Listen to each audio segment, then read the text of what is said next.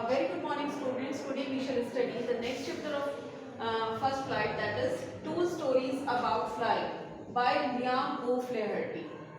There are two short stories. First part is his first flight.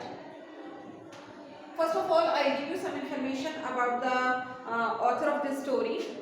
Liam O'Flaherty was born on August 28, 1896, was an Irish novelist and a major figure in the Irish literary Renaissance. He was a founding member of the Communist Party of Ireland. In 1908, at the age of 12, he went to County Tipperary to attend Rockwell College. After 6 years, he went to Dublin to attend University College Dublin. In 1925, he got success with his best-selling novel, The Informer. After 4 years, he proved another success of his next short novel, Return of the Brute. His last novel was published in 1950. He died on 7 September 1984. Liam O'Flaherty का जन्म अगस्त 28, 1896 को हुआ था। वो एक Irish novelist थे और एक मेजर फिगर थे आयरिश लिटरेरी रिनेसेंस के। वो एक फाउंडिंग मेंबर भी थे कम्युनिस्ट पार्टी के आयरलैंड में। 1908 में 12 साल की उम्र में वो काउंटी टिपरेरी चले गए रॉकवेल कॉलेज अटेंड करने के लिए। 6 साल के बाद वो डुब्लिन गए, वहाँ पर यूनिवर्सिटी कॉलेज डुब्लिन अटेंड करने के लिए। 1925 में उनका जो बेस्ट सेलिंग नॉवेल था द इन्फॉर्मर, उसको काफ़ी ज़्यादा सफलता मिली और 4 साल के बाद एक और उन्होंने सफलता जो है वो साबित की, जो उनका अगला नॉवेल था रिटर्न ऑफ द ब्रूट के लिए। और उनका आखिरी जो नॉवेल था वो 1950 में पब्लिश हुआ और उनकी डेथ 7 सितंबर 1984 को हुई। Now I will tell you the theme of the story. This is the story of young seagull with the theme of having courage and self-confidence. It is the story of the young seagull who is afraid to fly. The young seagull is left alone on the ledge by his mother. He is too frightened to fly. The mother won't help his baby as she knows that he needs to work out how to live by himself. She wants to make her baby independent. At last, hunger forces him to find his wings and leave the ledge. He struggles a lot, but finally he flies away. Sometimes we don't know about our abilities. We are more powerful than we know. We just need the circumstances which give us chance to explore ourselves. The same happened with the young seagull and he learned to fly. ये कहानी है एक नन्हे seagull की जिसका जो theme है वो साहस और आत्मविश्वास है। ये एक ऐसे नन्हे सीगल की कहानी है जो कि उड़ान भरने से डरता है। और ये जो नन्हा सीगल था उसको उसकी माँ ने चट्टान पर अकेला छोड़ दिया और वो उड़ने से बहुत ज़्यादा डरता है। उसकी माँ उसकी बिल्कुल भी हेल्प नहीं करती है, मदद नहीं करती, क्योंकि वो जानती है कि वो जब खुद काम करने और जीने की उसको ज़रूरत है।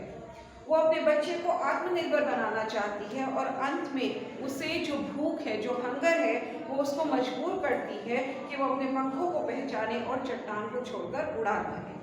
वो बहुत ज़्यादा स्ट्रगल करता है, संघर्ष करता है, लेकिन अंत में वह उड़ान भर पाता है। कई बार हमें जो है खुद की जो योग्यताएं होती हैं उनका आभास नहीं होता। जितनी हमारे अंदर कैपेसिटी होती है, हम अपनी जो पावर होती है उसको हम नहीं पहचान पाते, जो हमारी एबिलिटीज़ होती हैं। ठीक है, हमें सिर्फ ऐसे सर्कमस्टेंसेस की, ऐसे हालात की ज़रूरत होती है जो हमें खुद को खोजने का मौका दे। समझ में आया? और यही सब नन्हे सीगल के साथ भी हुआ और उसने उड़ना सीखा। Now I shall teach you the story in detail. This is the story of a young seagull who was afraid of flying. He was full of pessimism. He lived with his parents, 2 brothers and 1 sister on the ledge, which is on the edge of a sea. One day he was left alone on the ledge by his mother. His 2 brothers and sisters had already flown away. The entire family encouraged him to fly, but all went in vain. That is why his mother left him alone on the ledge to teach him how to fly. He threatened that he would not get food if he did not fly. The young seagull tried to fly but could not. Whenever he tried, a fear seized him. He feared that his wings would not support him and he would fall down into the sea. ये एक नन्हे seagull की कहानी है जो कि उड़ान भरने से बहुत ज़्यादा डरता था। वो पूरी तरह से निराशावादी था। वो अपने माता पिता और 2 भाइयों और एक बहन के साथ एक चट्टान पर रहता था जो कि समुद्र के किनारे थी। एक दिन उसे चट्टान पर उसकी माँ ने अकेला छोड़ दिया। उसके 2 भाई और एक बहन पहले ही उड़ान भर चुके थे।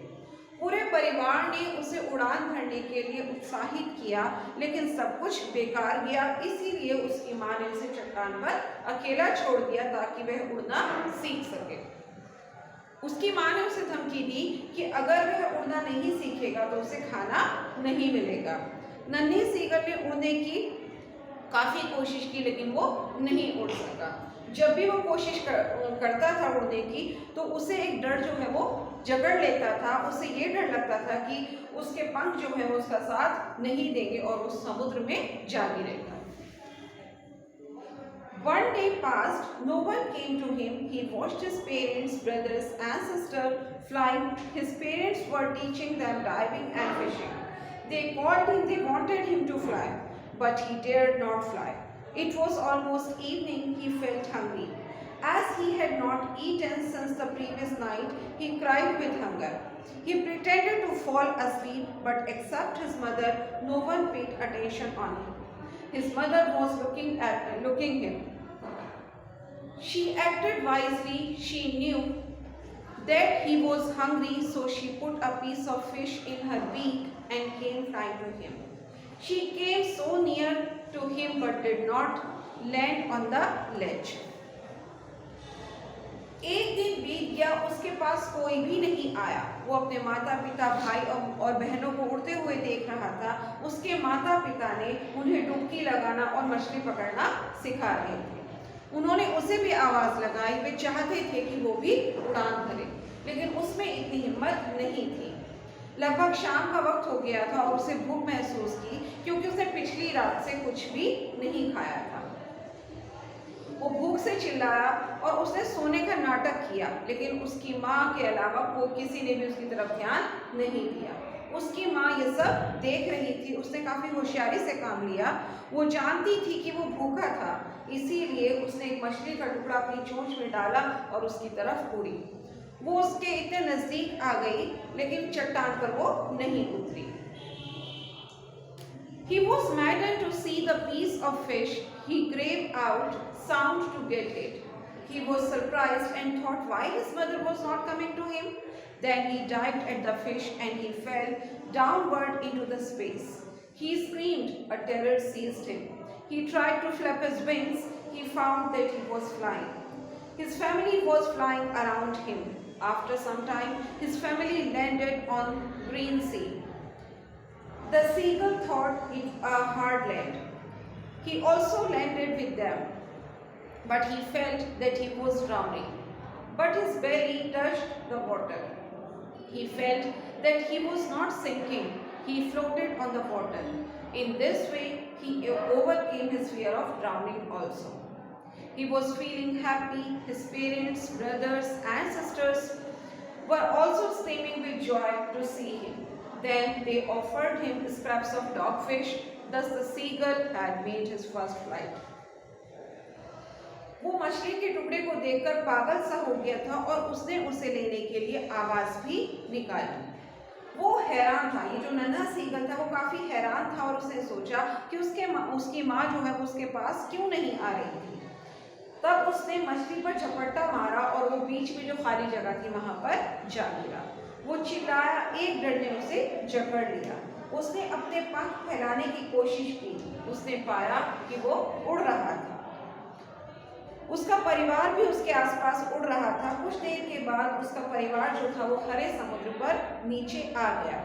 सीगल ने सोचा कि वो एक कठोर ज़मीन है, वो भी उनके साथ धरती पर आ गया, लेकिन उसने महसूस किया कि वो डूब रहा था, परंतु उसका जो पेट था वो पानी को छू रहा था, पानी के सरफेस को वो छू रहा था।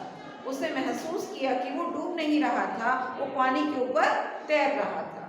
इस तरह से उसने डूबने के डर पर जो है काबू पा लिया और वो बहुत ज़्यादा खुशी महसूस कर रहा था। उसके माता पिता भाई बहन भी उसे देखकर काफ़ी खुशी से चिल्ला रहे थे।